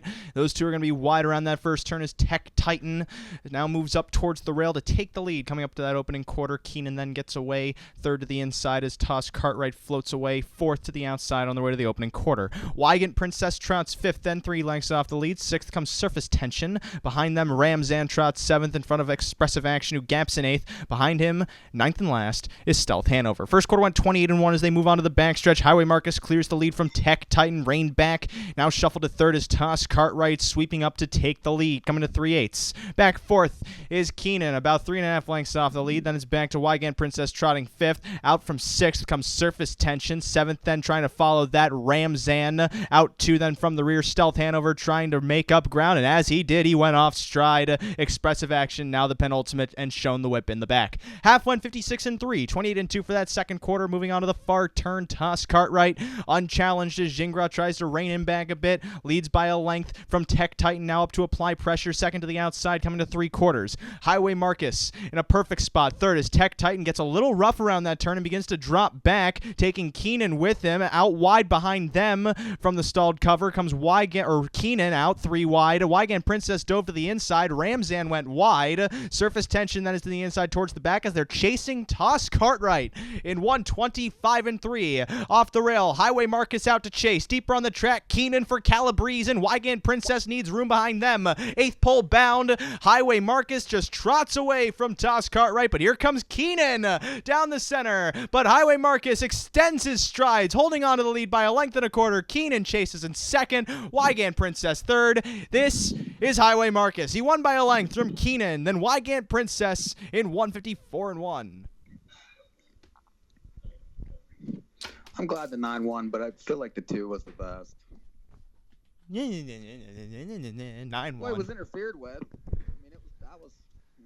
I mean, it depends how you define interference. I don't know. Well, that's how he gets driven every week. Right in front of his face. I don't know, Mike. Do you remember how there was interference at Mohawk last week and nothing happened? Do you remember that? Yeah. I know you remember that. All right, so Mike, you were talking about Bloodline. Rod, you were talking about a horse I do not remember in the Max Hempt. He never said anything. Talking about. Okay, well, Mike, I assumed you're done and you have Bloodline, right? Bloodline for me. All right, then Rod, give us your take. Western Joe is my horse. Oh, all right. Oh, okay. Yeah, even out of the 7 hole. Oh, all right. I think he can get out of there enough to maybe shake things up a little bit early. And okay. Every way out's going to be a dead chalk in here. That's a huge quarter in that qualifier in the mud. The only thing I don't like is he shows just average miles, even braking on the smaller track. So for me, I want a horse that's proven on the small track. And, Bloodline is one of those horses. But Western Joe, to me, if he can get a good early spot, I think he's the horse. I can't believe you guys are missing one of the... Well, I do believe it because he's not so obvious. However, he's obvious in my eyes. And for Joe Holloway, it's Airstrike. This horse had some really good qualifiers coming into this season, but has only made 2 starts prior to his entrance into this race. 2 starts ago was in the slop at Pocono Downs, led for most of the way, but then gave in as the favorite. I give him that race in the goo. It's Pocono. It's an outside post. It's sloppy. Everything gets a little messy, and sometimes horses just get creeped out. And then after that, went to Harris, Philadelphia, and raced an okay mile relative to the one he put in before that, chasing horses home to finish 4th in 150-2, coming from 27 and change, and was chasing a fast mile too. The whole point behind this horse is he has gate speed and he has the ability to get off the gate. I said the same thing twice, but trust me, it was going somewhere. And if he can position himself out up towards the front, based on how Poconos racing usually goes, he should be in a prime spot to possibly upset the obvious horse. But I do mean possibly, because every way out will be tough to beat, but that's part of the gamble. Airstrike for me, the 5. I want to ask Rod a question. Do you view like a horse like this that has 4 consecutive qualifiers? I realize that the last 2 were decent, but do you deem that a negative? No, a lot of these stake horses, especially 3-year-olds, they'll qualify them 3 or 4 times, or they'll qualify them twice, and then they'll race them, and then there won't be a stake race for, say, 3 weeks, and then they'll qualify them again. Mm-hmm.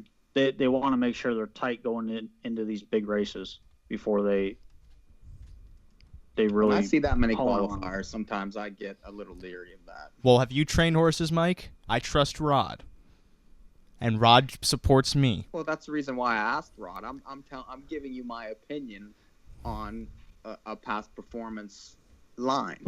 If I see 4 or 5 qualifiers, I deem it negative. 2, it's fine. 4, maybe there was a problem. To me, it could be something as simple as changing some rigging week to week, and they would rather qualify the horse than train the horse. And, this horse has been ready for quite a while, and they just kind of took it easy for a while because they didn't have any stake races coming up. Mm-hmm. So they just, to me, it kind of looks like he's one of those horses that doesn't do well in the field, mm-hmm. and they had to bring him in early before he hurt himself out in the pasture. So that's kind of the way I view this horse in particular. Okay. Joe Holloway knows what he's doing. Bet he does. I like to get your take on things, certain things like that. I think Mike was thinking you would say I'm dead wrong, but I'm dead right about this guy. He's going to go bam, bam, bam, bam, because that's what airstrikes sound like. Another horse you could use in the race would be the 6, who's coming out of the North America Cup and raced decently. Yeah. He could. So. Could is the right word for that. Another good word would be don't. All right, so second elimination for the James Lynch is up next. Race number 4. This is basically Roaring to Go is going to be the favorite. Miscued should take some money. Then there's this up-and-comer Brazuca for the Cancelliere brothers, exiting the Stallion Series. Was racing in some stakes action at the end of last year, including the Breeders' Crown. So you got those 3. I don't know what sound just came out of my mouth. Mike, do you see anything different other than the main 3?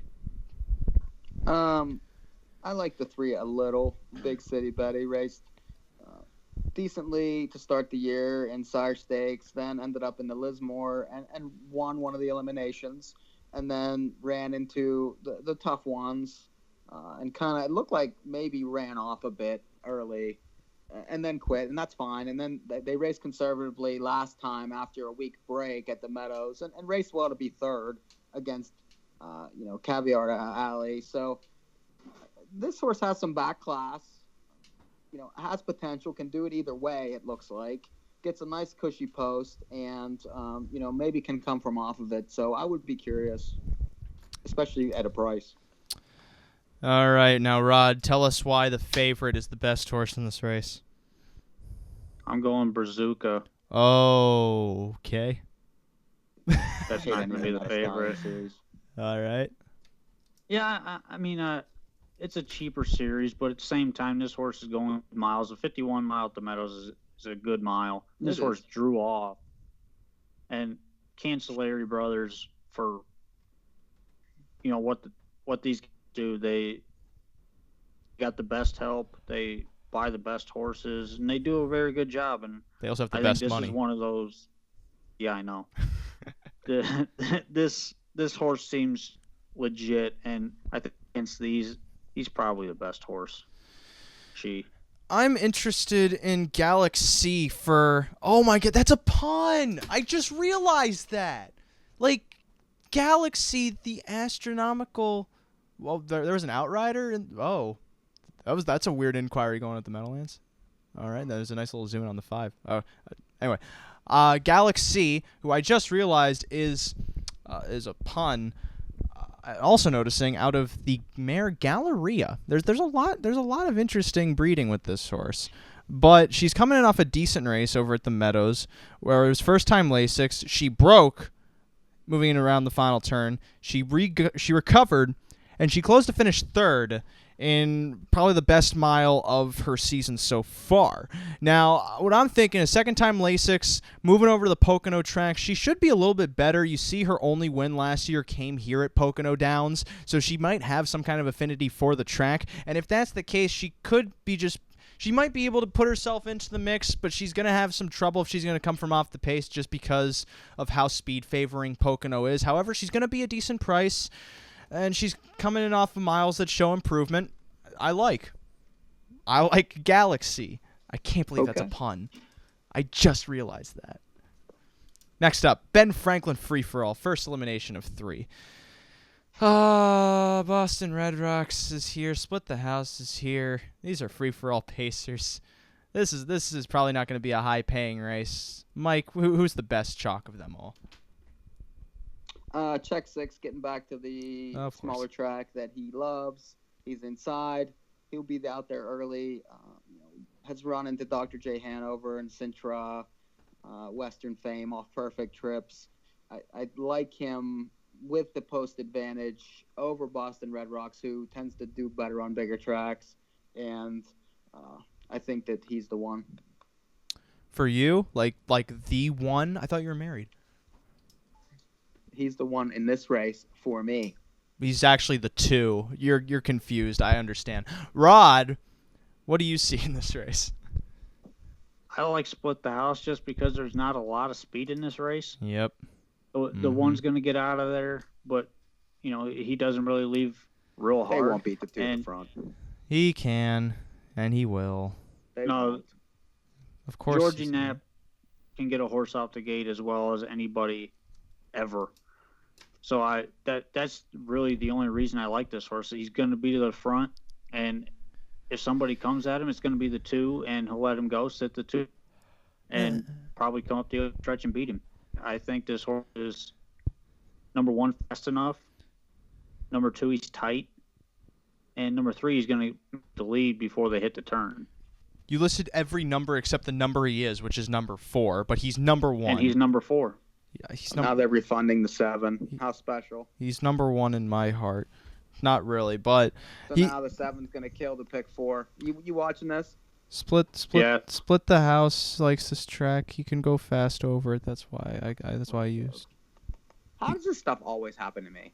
I mean, split the House. He can win from on the lead, not off the lead, because he's probably gonna be on the lead. That's all I got. I was hoping you would keep ranting, and I would just keep talking about Split the House. But you're internalizing your anger, and you may punch a couch. However, make sure it's a nice couch. Next up, the second elimination for the Ben Franklin. This is basically trying to see if McWicked can lose. I think he can. Mike, do you? Well, I like All Bets Off. I've always liked this horse, and I always like this horse on the smaller tracks. He was very good, even though it set up for him a little bit in that Battle of Lake Erie. He's danced a lot of dances this year. The Levy, was in that Philly race, where he had absolutely no chance at all in a front-end racetrack. But McWicked's going to be very tough. I would use All Bets Off. Rod, would you use All Bets Off? Nope. Okay. I'm going with McWicked. Oh. I'm not a big fan of this horse on the small track, but those last 2 miles at Mohawk were blistering last quarters, and he was just flying down the stretch. And, the trips weren't the easiest of trips either. And it looks like his form is back, and he's back to his old self, and I think he's probably going to be 3 to 5 in here. He'll probably win. Yeah, but do you want to cash 3 to 5? That's boring. No, I don't, but I also want to cash. But when you have Mocket So in here, who's coming off some great miles at Yonkers, seems like he's in really good form to come over here to Pocono. As long as he doesn't do that crap he did in the Van Rose Invitational on May 6th and go first over, try to challenge the lead, just kind of sit, drag himself. He can easily close in on these horses. He's part of this breed. I'm not saying like standard bred breed. I'm talking stakes breed. He belongs here, and he's going to be a good price. He does belong, but he also got beat by McWicked at Yonkers back in April. McWicked was first over, and he sat the 2-hole and still got beat. But McWicked stinks, Rod. Come on. I've been against McWicked the last 2 weeks, and he blew me out of the water. So I'm not going against him this week. More like I'm going to be a loser and take him. I'm so smart. Earl Beal Memorial, second elimination, race number 9. This who's even in this race? I forget. Oh, that's right. This is Devious Man. Devious Man, the standout of this group. 3 straight wins, 3 straight starts this season. He's just coming into great form. And not only that, I read earlier this week that he earned the right to be in the Beal Eliminations. So I guess there was some kind of oppression within the Pocono government that was holding down his kind and preventing them from even considering stepping onto the track for the Earl Beal Memorial. So I got to give kudos to Devious Man for fighting the fight for freedom and fighting for his right to start in this race and not just paying the entry fee. I don't even know what to say about all that, but that was a headline this week. It's at the same level as Yannick Gingras hopes to finish in front with Idyllic Beach.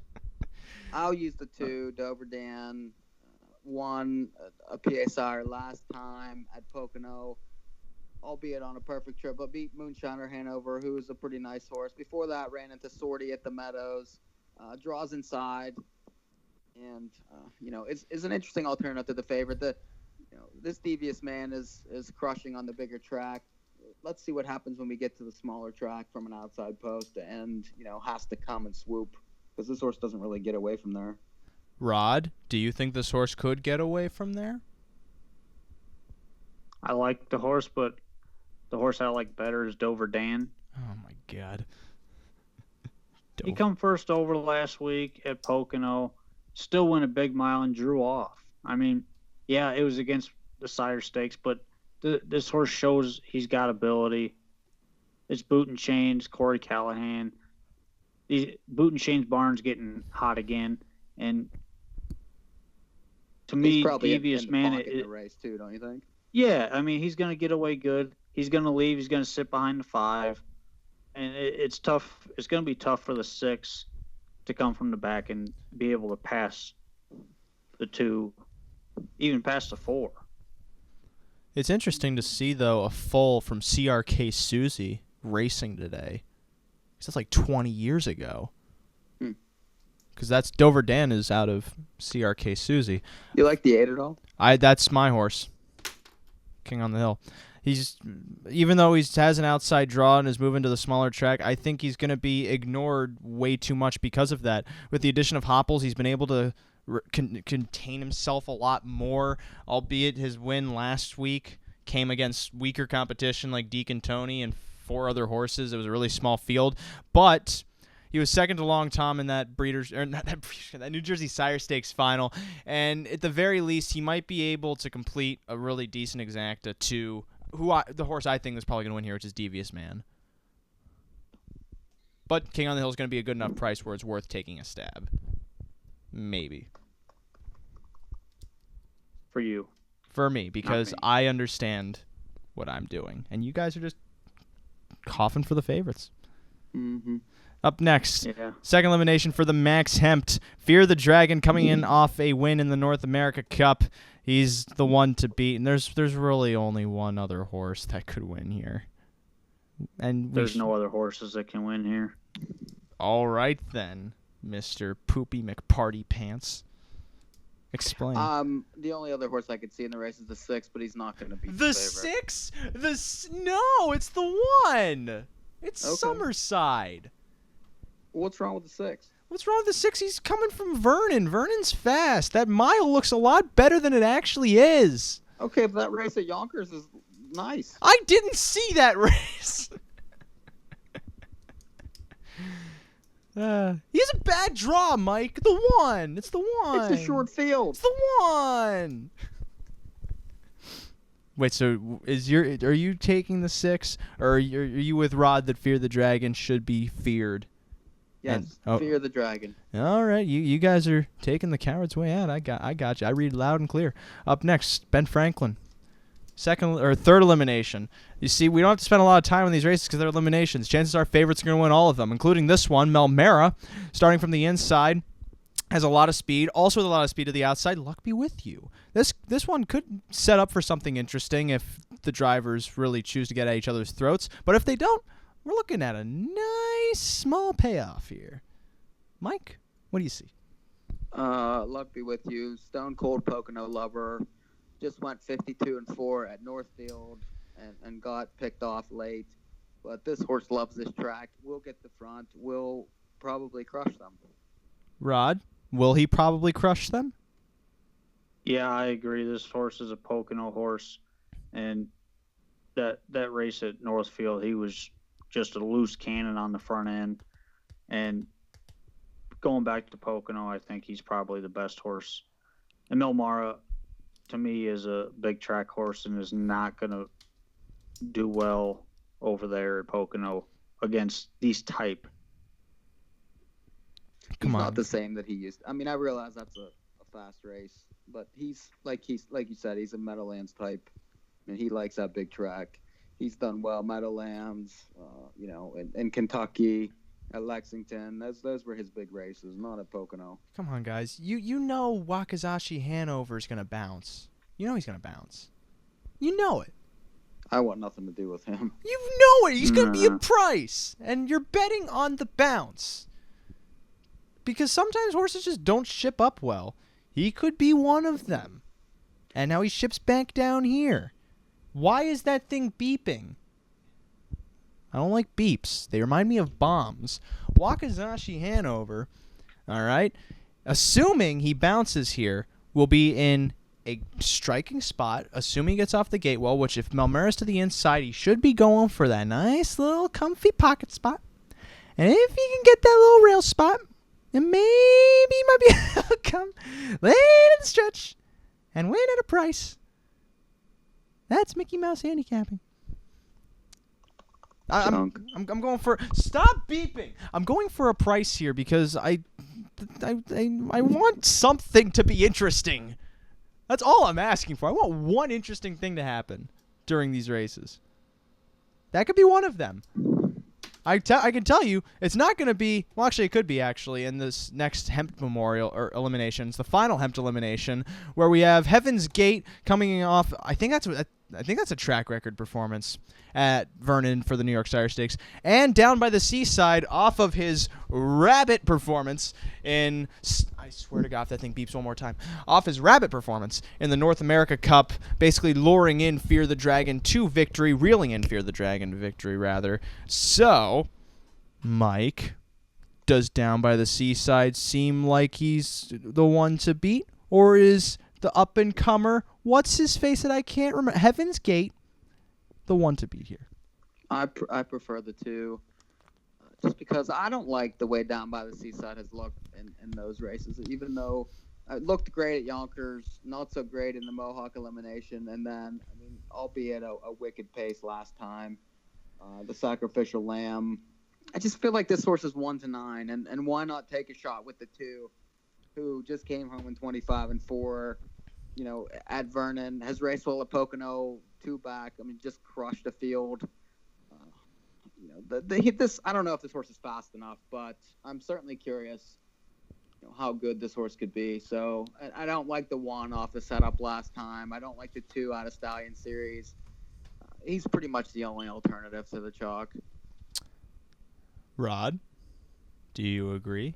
I kind of agree. The only knock I have against the 2 is he's got just average performances on the small tracks, and he went to Vernon on the big track and raced like a giant. So that's kind of where I'm iffy on him. Last 2 have been pretty giant, though. He's been the last 2 starts were very good. And that Pocono mile was a decent mile. It was a slow pace, and he still closed into the slow pace. Well, sloppy track. Which is a good thing. Yeah. And I mean, it's hard to throw him off your ticket if you're playing exotics anywhere. But for me, I think Down by the Seaside, even though I agree with you, he hasn't looked that great. The pace last week got to him. It was a horrible, horrible drive. And if I'm not saying this was a bad race for this horse last week, but if he gets that same kind of drive this week, I mean, he's got no chance to hang on. He's just going to be completely done at the 8th pole. Now, Mike, can you remind me who was the horse you had in this race? Heaven's Gate. Heaven's Gate, okay. Well, you see, you guys are totally ignoring the up-and-comer for Mr. Tom Fanning, Photo Bomber Hanover, coming in off a really good mile over at Harris, Philadelphia. Well, that must have been some race because you love horses out of that race. Yeah. Where's the 5 at Philly? Because it means something. It's important. This horse is the favorite. He won wire-to-wire fashion. That beeping is going to stop. I love horses that win, like No Where's the 5 from the rail at Philly coming into stage. But look at the horses he's been up against before. He was second to Fear the Dragon at the Meadows in the slop. He came home in 27. And after that, he kind of regressed a bit, finishing 5th to Bloodline here at Pocono. But then he finished 5th again to Fear the Dragon in Philly. But then, that's when he really blew up, because he's a bomber, and like a photo bomber, except they blow up the photos. That doesn't make any sense. But this horse is going to be a price. He's getting better. This horse is getting better. It's getting to me. This horse is getting better. Did I say he's getting better? He's getting better. He's going to be a good price because of it. Down by the Seaside's way too obvious here. But in all reality, he's probably going to win. Moving on. Final elimination for the James Lynch, race 13. On the card. Basically, it's another matchup between Agent Q and Betters Up, 2 of the speed demons against 4 others here. Mike, does one happen to just come bat and bounce in this race? Well, I like Agent Q on the smaller track, and I thought this horse was, she raced much better last time, even though the 3 won the race. I thought the 7 was the best in the race. The 3 was a bit lucky, so. Smaller track, and probably a more tactical advantage. The 3 is going to go. The 1's going to sit the pockets. I'd imagine the 4 comes first up, and then the 1 uses the passing lane to win. Rod, does that scenario work by the calls you have in your mind? Yeah, that's exactly how I see the race setting up too. Oh, all right. To me, the 1's going to get the trip in the race and probably going to come up the inside, and I think it's going to be a battle down to the wire, but I think Agent Q probably comes out on top here. Don't even try to think Hail Damage Blues can work out a trip if Betters Up sits off and tries to sweep up by Agent Q to win the race. And they hook up in a speed battle, and behind them's Hail Damage Blues. $22,000. The 1 has won $600,000. Well, the 2 is just starting, all right? She's getting her grounding, and she's finding it fast. I believe she has a shot. Okay. That's fine. 2 has no shot. In your eyes, the 2 has a shot. In my eyes, the 2 has 0 chance because this horse cannot come home with the 1 or the 3. This horse might as well be my best bet of the night, if you believe that. All right, we're 15 seconds to post here at the Meadowlands for the 10th and final race on the program, as well as in the Pick 4 sequence. And after this, we'll quickly go through the final elimination for the Earl Beal Memorial. I think that's the last one. And then that's that. So, that beeping will stop. Whoever hacked into the smoke alarm will be found and will be killed. All right, so I'm not a big fan of Taken either. I don't know why that quote came in my mind, but it's a famous quote, whatever. Lining up here. 7-5 favorite, the 9 Modern Mercury. Second choice, then it's 7-2, the 4 He's an American. Third choice at 5-1, the 3 Michael's Wild Boy. Hear that, Mikey? I hear it. Yeah, it's all about you.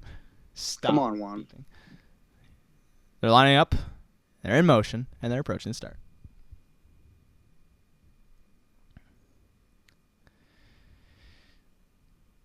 Off and trotting, Ridgeway Springs is firing out. What in Blazes also leaving. He's an American too. And then from the inside, Tax Delight as they move around that first turn 4 across the track. He's an American, is sweeping up to take control from Tax Delight, getting away second. Ridgeway Springs shown the whip in third as Tax Delight goes off stride in the pocket, giving the third spot to Michael's Wild Boy. Back fourth then, Marty DeVee as Tax Delight has been taken to the inside, dropping back off stride, moving to the quarter in 27 and 4. In front, down the backstretch, he's an American from Ridgeway Springs trotting second. Michael's Wild Boys in third. Marty DeVee angles to the outside from fourth and is now trying to pursue the leader on past 3/8 with about 2.5 lengths to make up. And here he comes with a rush. On his back then comes What in Blazes, second over. Third over in that flow, Modern Mercury. And then it's back to Playboy Rusty to the inside, gapping about 6 lengths off the front. Another 3-length gap back to Better Call Saul. And a long ways away to Tax Delight, who broke around that first turn. Half went 57 seconds, 28 and 1 for that second quarter, 29 and 1 for that second quarter, as Marty DeVee now kicks away around that final turn from He's an American second. Outside, What in Blazes now takes second as He's an American drops back. Modern Mercury is on cover, second over, now 4 lengths off of Marty DeVee, who has a head start to 3/4, and here comes Modern Mercury now to try and gun him down 3 wide, circling by 3.5 lengths away in 1:25 and 4 as they come to the top of the stretch to catch Marty DeVee, who is 2.5, 3 in front of Modern Mercury second. Back then to What in Blazes third. He's an American overtaken in fourth by Ridgeway Springs coming to the 8th pole. Marty DeVee short-strided, Modern Mercury long-strided as these two are about to hook up. Marty DeVee with the advantage. Modern Mercury to the outside. It's Marty DeVee maintaining the lead. Modern Mercury can only chase. It's Marty DeVee taking the finale from Modern Mercury. Then a 9-length gap back to Michael's Wild Boy, who took third in 1:54 and 2. And there was Tax Delight and Playboy Rusty. There we go. And Tonight's pick 4 brought to you by Rod and me. Mike, you And probably not broke Ray even. again. You probably broke even, Mike. Oh, you know what? Oh, wow. I actually paid more than I thought. All right. Listen, it would have been paying a 160. lot more had the 7 not been scratched at the after the race Yeah. was over. It pays double or triple what it paid. Would of, could of, should of. Final race we're going to talk about. The Earl Beal Jr. Memorial. Third elimination. What the hell? Oh, in case anybody wants to know real quick, the horse that beat me for that didn't get third last week, that cost me thousands of dollars, is the 10 at Mohawk. Yeah. At currently 10-1. Who I need to finish this pick 4. I'm glad you think people are so invested in your who I bets. singled into pick 3. Again, I'm glad you think people are so invested in what you're betting. It's really touching to see. Well, and hear. they do listen to us because we actually cash tickets. Ariana G Yeah. going up against the boys in this elimination. Now, she does appear to be much the best over these boys. However, what's the however? Who did I even mark in here? I can't remember at this point. Oh no. Who did I have? Oh, Bills Man. I had Bills Man to possibly upset Ariana G, because I recognize Ariana G's the best. Bills Man's been putting in good miles on the bigger track. He draws well enough here to be able to work out some kind of decent trip. Now, I'm assuming you guys disagree and think I'm a moron. I mean, the favorite's very tough in here. The only horse I could see having a chance would be the 1, just because he's the 1, has speed, stands to get the pocket, and, could be a little better on the smaller track. But this, I mean, you're looking at a 1-5 shot here with a 6. And Rod? Yeah, I'm kind of with Mike here, but I don't mind the 4 horse. Ariana G is probably going to win. If she stays flat, she wins. But, underneath, I actually like the 4 for second over the 1. A little better price, and could possibly come up late in the mile to snag the 1 at the wire for second. And that is that. That does it for another edition here of North American Harness Update. I am and have been Ray Cotolo, joined by Mike Pribozie and Rod Allums Jr. And we wish both you, we wish you good night, and also, as we get ready to close out the show, we would like to say one final good night to Hervé. Good night.